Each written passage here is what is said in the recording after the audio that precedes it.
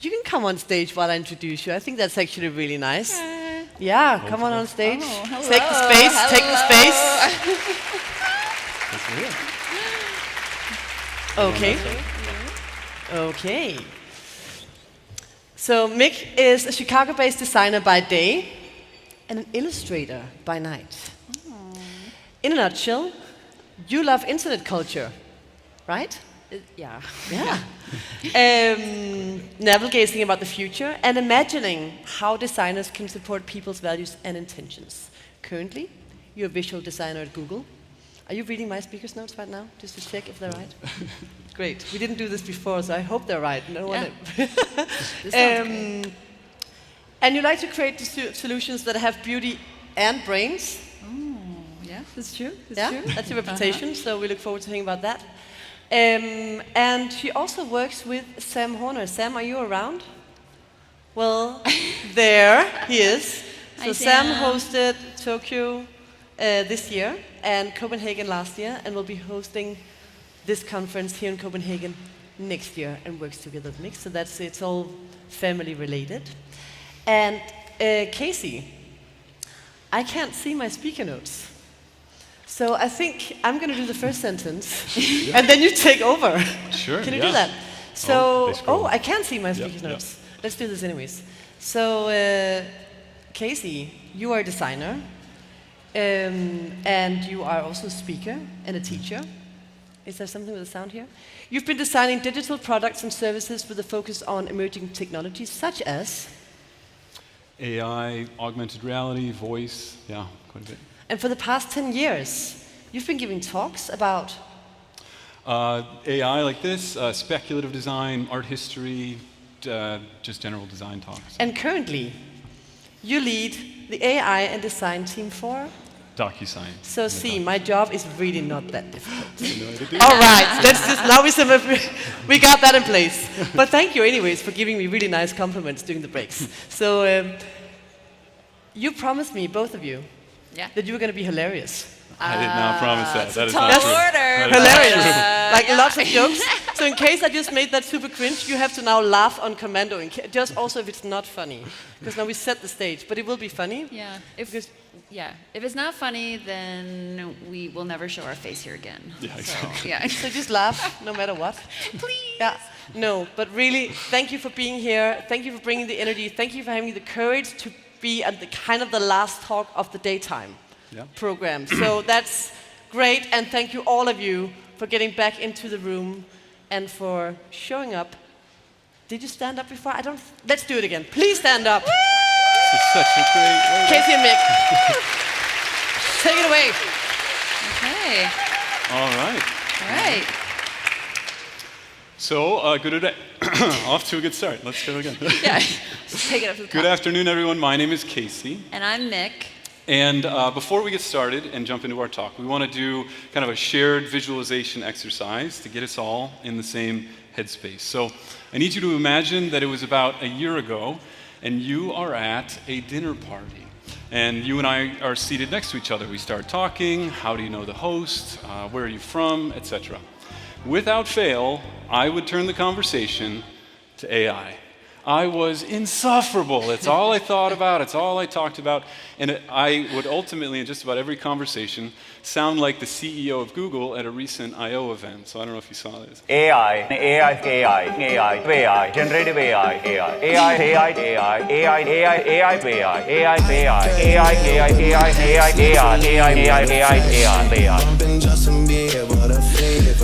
Thank you, Deepfake Drake, for the soundtrack. But it seemed like every day there was something new coming out. We had text-to-image images that are flooding the internet. We have text-to-video, which are these new worlds that are being imagined by simple prompts. We had text-to-code. Oops, text-to-code. I'm not an engineer, but I know how important this is and pretty groundbreaking. Then we have text-to-tacos. It's currently in beta, but it's supposed to be the next big thing. And then, of course, we have text-to-text and the large language models that we're all playing with and experimenting with now.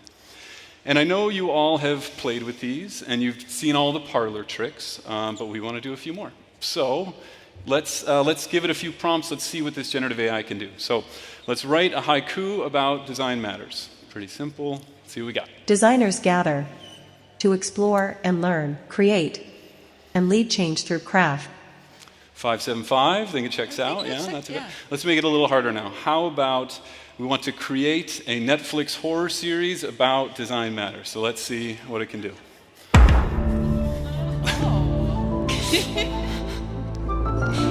The design of death.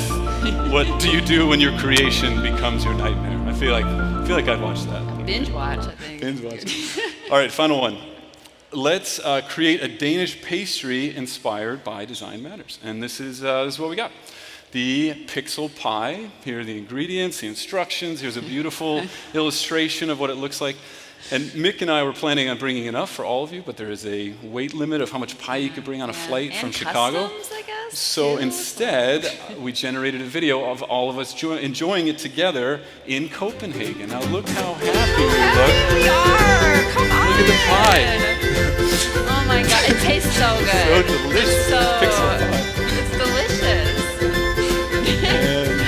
Oh yeah, just right in the mouth, right there. There it goes. I really wish, I particularly wish that was real, because I wanted to meet this attendee and see what is so funny.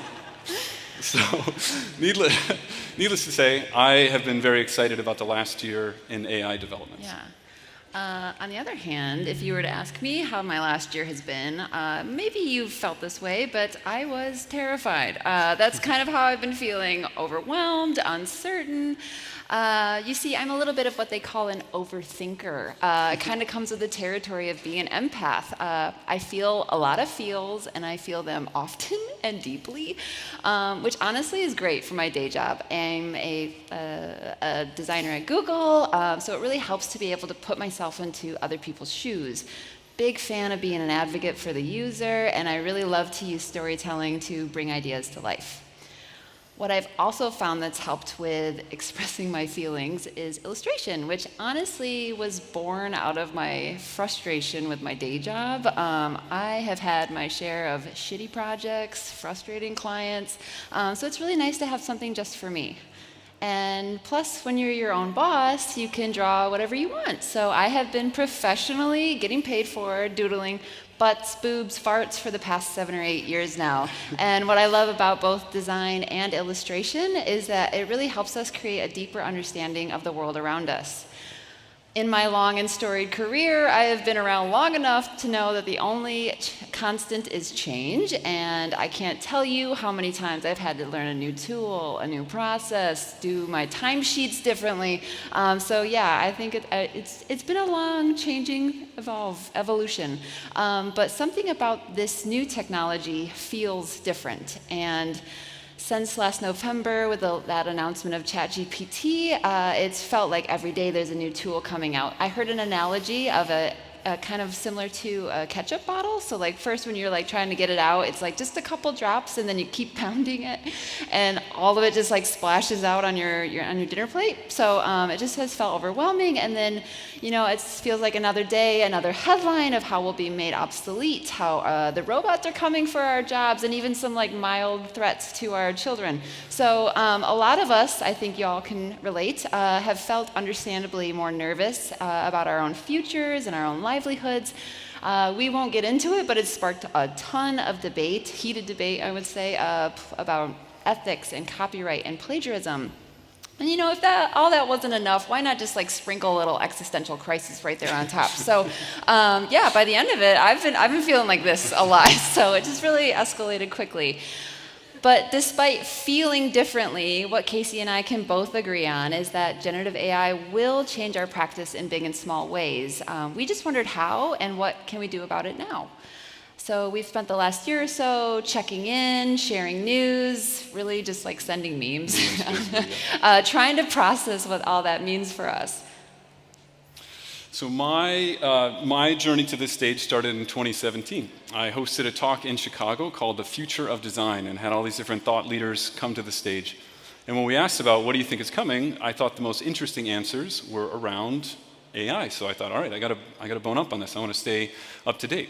So I started reading and taking classes and giving talks and short films and podcasting and all these different ways to try to understand it in a non-technical way for myself.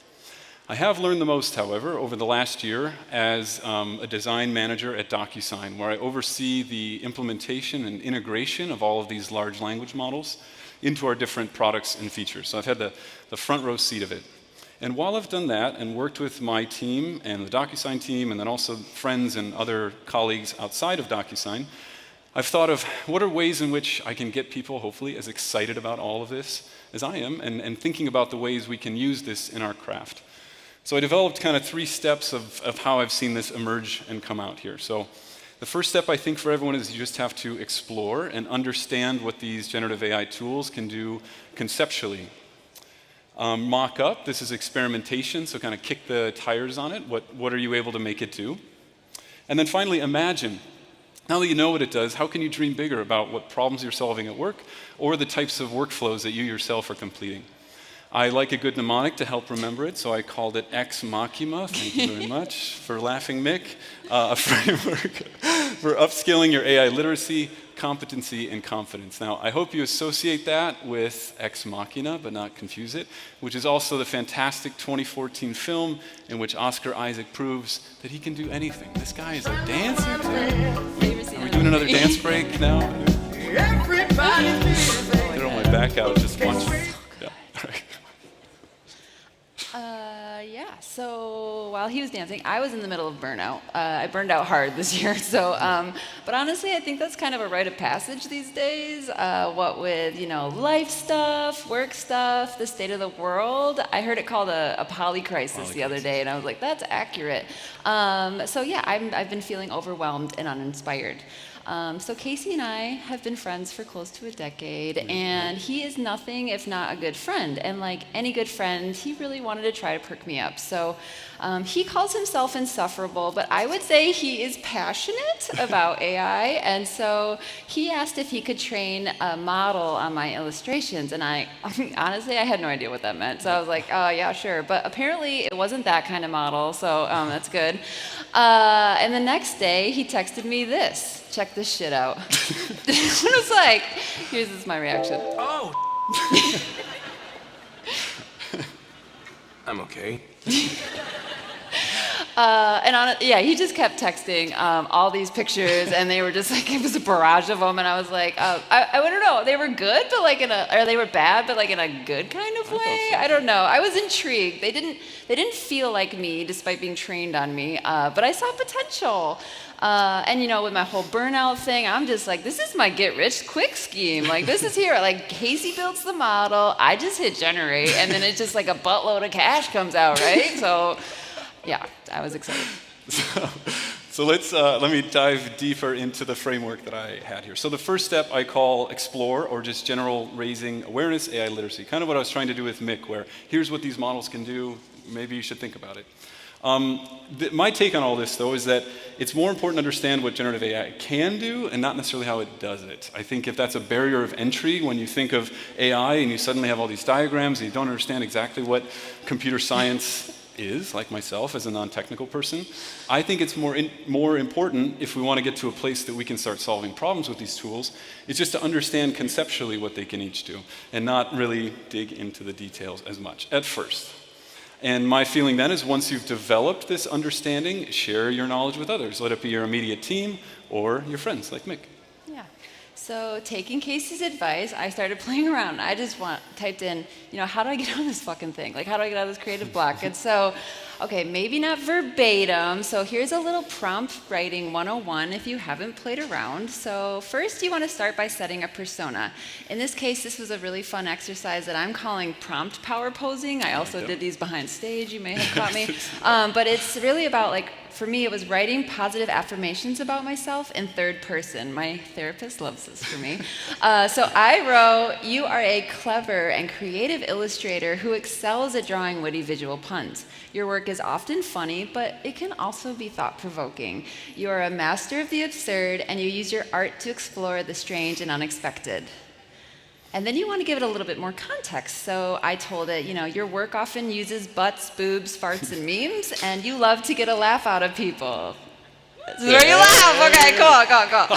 And then lastly, a good prompt will be explicit in the results that it hopes to achieve. So I told it, hey, lately you've been feeling a little burnt out and creatively blocked. You want to get back into your practice. So what are 5 good steps you can take to help you get back into it?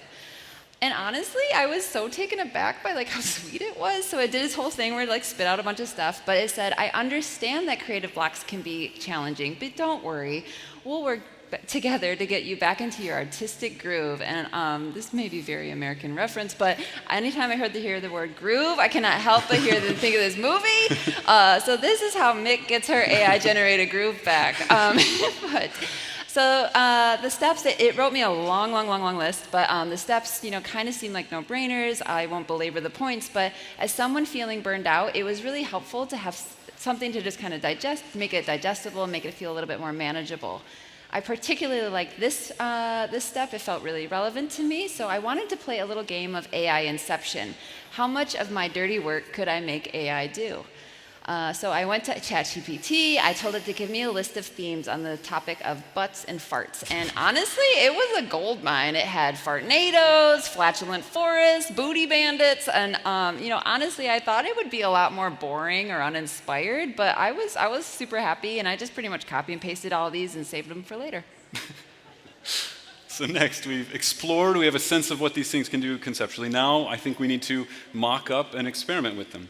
So if Albert Einstein says creativity is intelligence having fun together, Al and I would say amplified creativity is artificial and human intelligence having fun together. So this is meant to be the fun step in the process. There was a study that came out recently from Asana of a whole bunch of knowledge workers, and they found in the surveys that 28% of the workers felt that they would be viewed as lazy if they used AI at work, and 1 in 5 said they would feel like frauds for using AI at work. If that is the case for you, I think the big takeaway for me is like we should be experimenting with this stuff in our personal lives, in our personal projects, in our passion spaces. An example of one is from this man, Andreas Refsgaard. He's actually based here in Copenhagen. He's spoken here, I think, numerous times. And he was wondering, could he combine image recognition AI models with large language models and just see what would come out of it? So he generated something called MemeCam, where you upload a picture, it scans it, and then it creates a snarky meme with it. So let's look at a few examples. Just another riveting lecture by the dynamic duo of boredom and awkwardness, which is right out of the gates. That's pretty good. And then my favorite, when the cake is so good, you forget your manners. What is so funny? But all to say, even though his is a bit more technical, I've had friends from every industry all across DocuSign just show them what these tools can do, and suddenly they think of a million use cases. So from maid of honor speech to strongly worded emails, people can see what it can and can't do. And I think that's where it's got to start. But in this creation process, and where design matters, here we go. I see what you did there. Take that to the bank. I believe we all have 2 very important roles with this. So the first is you sitting here right now with your experience, your education, knowing what problem you're trying to solve, your culture, your language, your sense of humor, that great boss, that horrible client. You have everything in your head, and you decide what you put into these, or prompt into these systems, these models. And it very officially then gives you something. And then now you become the critical thinker, and you apply and be the gatekeeper to say, is this even worth bringing forward? Is this something that's very interesting at all? Or is actually solving a problem, or is actually helpful? And then it goes back. And in both steps here, you play important roles and will ultimately make us all valuable as designers. And back to Mick. Yeah, so back to modeling though, I was still stuck on it, the overthinker thing. So yeah, I was like, I wanted to know how hard is it to really train a model? I mean, like if Casey can do it, like maybe, like why can't I? So to his point, I didn't have to go out and learn how to code. There are tools out there that help you train your own. So some good examples are Leonardo, DALL-E, Runway. They cost like $10-15 a month. I picked Leonardo specifically because I wanted to still own the rights to my model and anything it generated, and also I could keep the the data set private, so it doesn't kind of feed back up into that giant AI brain. Also nudity. It allows nudity, so that was important for me. So I chose a sample of my work from over the years, a lot of people, animals, food, obviously a lot of butts, and then I hit upload, and it kind of just did and did its thing. This is the official. And that's science. that was That's how it. it works, yeah. It was voila. There you go. No, so here's a handful of my early experiments. It did take a lot of trial and error, a lot of prompt fine-tuning, but I really could start to see myself coming through. And by day 3, I was successfully able to mimic my style without much assistance or really any prompting. I really honestly kind of had to do a double take. It felt honestly like me. I could tell, I don't know if you're familiar with those AI hand memes and things like that, but there's something that gives it away. For me, it was the irises and the flowers. They were like these double ones, but other than that, like I could have sworn that was me. And starting out, I had super low expectations, but I've been honestly pretty overjoyed with those. I never in a million years would have drawn a self-portrait like this for myself, but I kind of love her. And it's been pretty hit or miss on conceptual prompts. Humor and puns are definitely not its strong suit, and maybe where we as humans still have the upper hand. And I really loved how seeing how I was going to interpret my prompt. So like for instance, I typed in topiary-shaped poodles, and I'm expecting like a giant bush in the shape of a dog. So I was not expecting the doggy-style type look imagery coming out here. But hey, I was okay with it. And the more I experimented, the more I was inspired. So here I was trying out some of those fart themes from before, and I just pretty much squealed when these like little weird Furby things started coming up with some like secret buttholes mocked up in there. But yeah, I don't know. I was just having a good time. So we've explored conceptually what's possible, we've mocked up and experimented, and then now thinking about imagining and focusing in the application of it in our work, in our workflows. At an event, the president and co-founder of OpenAI, Greg, said, we ourselves are still figuring out new ways to use this, which I think is really exciting, that they're still still dreaming up what's possible. So for the last 9 months, I've been a part of a team that has been designing and working on this. It's called AI Labs, that I think it released this week. And it's essentially reimagining how can contracting and agreements be transformed with large language models. It's really fun. If we had more time, I would do a case study on it. But I am more interested in the ways that generative AI can support us and augment and change all of the discrete tasks that we have as designers in our workflows. What are all the different things that we need to do in order to solve the right problems and then have user-centric, truly human-centric products? So I'm going to run through just a bunch of ideas off the top of my head. Hopefully some inspire you or get you to think about it. So let's say out of the gates. So a lot of these that I'm showing are possible now or very near future. So right out of the gates, write a research plan for a study about consumer packaged goods websites. Pretty basic, solid first draft. You can pull the pieces you want and use them, regenerate, whatever it might be. Now let's say you're doing more quantitative research. I need a whole bunch of survey questions so that I can then ask regarding people renting cars online. All right, maybe there's 80 and I pick the 10 that make the most sense. When I used to do user research and run focus groups, I thought one of the biggest pains was all of the transcription afterwards and trying to get out what were the main points. So now, summarize these interview transcripts and list major use points. This is something that just 2 weeks ago, Zoom announced they're having the AI companion that you can do just that. To give me the summary of the meeting, what were the important points, what are the next steps. One feature, however, this one was my name mentioned, I think is going to lead to trouble. Like, what if you come late and they were just talking about laying you off or something? It doesn't matter. Talking shit. Talking shit. Create an executive summary. So now you've got all these transcripts, you've got all these survey results. Help us make sense of it. Help us the most important pieces that can emerge and we can make decisions upon. So let's get the pros and cons and some feedback that works. And there's new tools now that can do this data science work incredibly easily in natural language. But what if you need to present this not to the executive, but to a larger team? I want this now in a deck format. Google Duet and Microsoft Copilot are showing prototypes of this exact thing, of saying, take this email and turn it into a deck, or take this spreadsheet and make it into something else. So that is coming to a desktop near you. A few more here. create a persona based on all the user research. So say you've done all the research, you understand through interviews, quantitative, qualitative. How can we create then the type of persona that we can agree upon and all design together for? Now this is a static persona, but let's think of where could this go in the near future.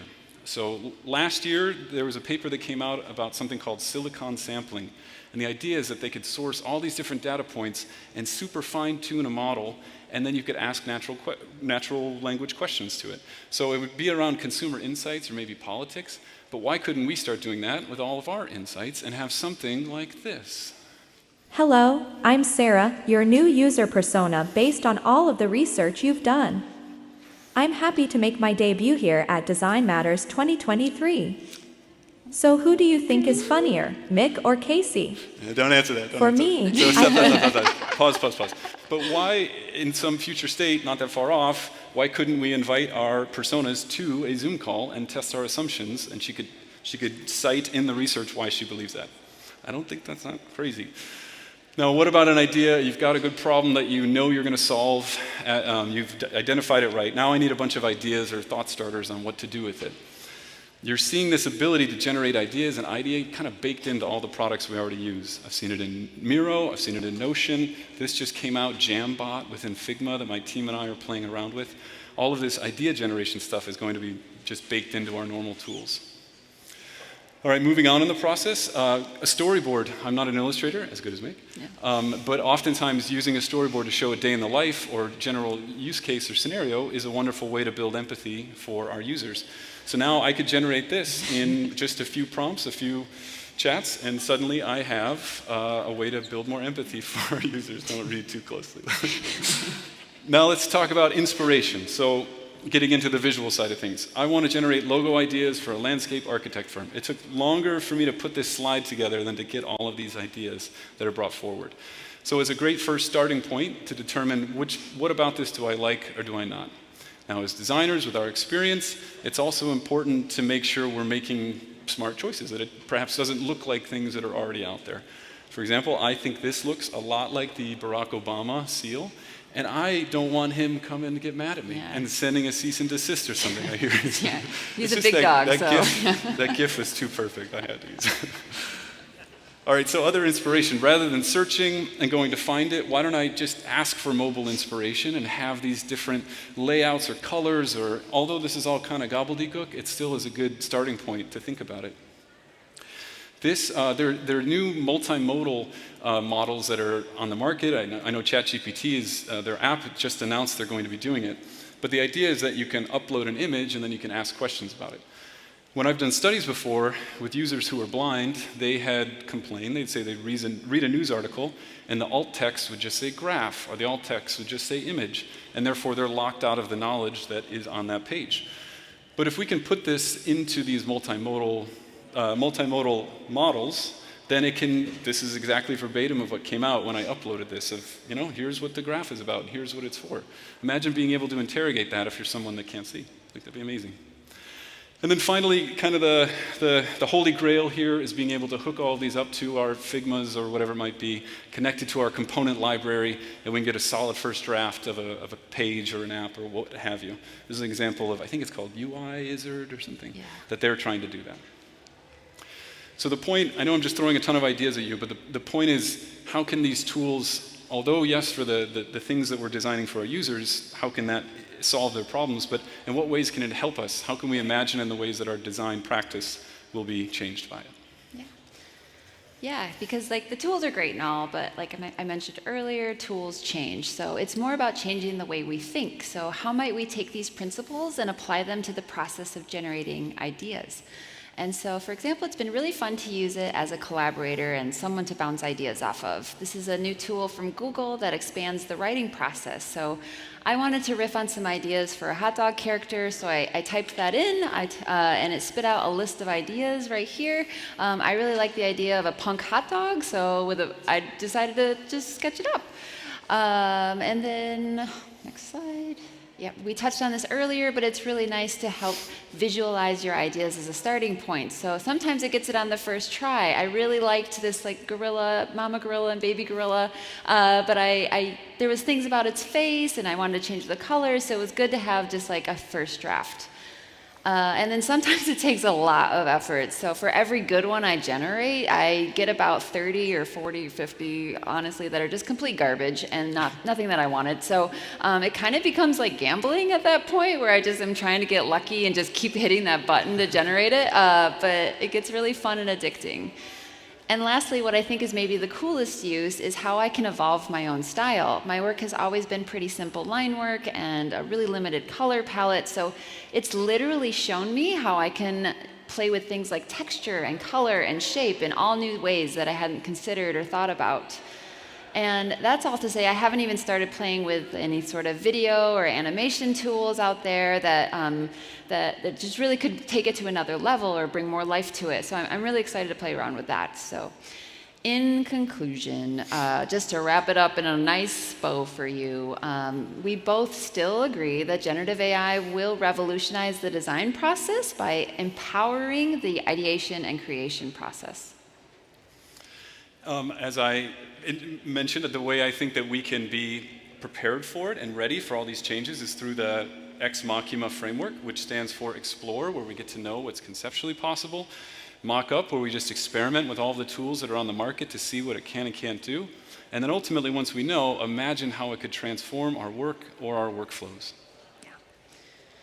And a final closing thought from the chatbot itself, just give yourself permission to play. I think this is a really nice reminder to allow ourselves the freedom to make mistakes and enjoy the process and really, embrace those unexpected outcomes. Giving myself permission to play with all these new tools has really been the key to overcoming my burnout. Working with generative AI, I found myself constantly inspired and excited again. So maybe the real treasure has been the AI friends that we've made along the way. Sorry, Casey. With any luck, in a year's time, you will be at another dinner party, and we'll meet up with you, and we'll start a conversation, and you will be telling us about all of the new ways you've integrated AI into your work. And with any luck, we'll be seated next to this guy. So that's it. Thank you. Thanks all.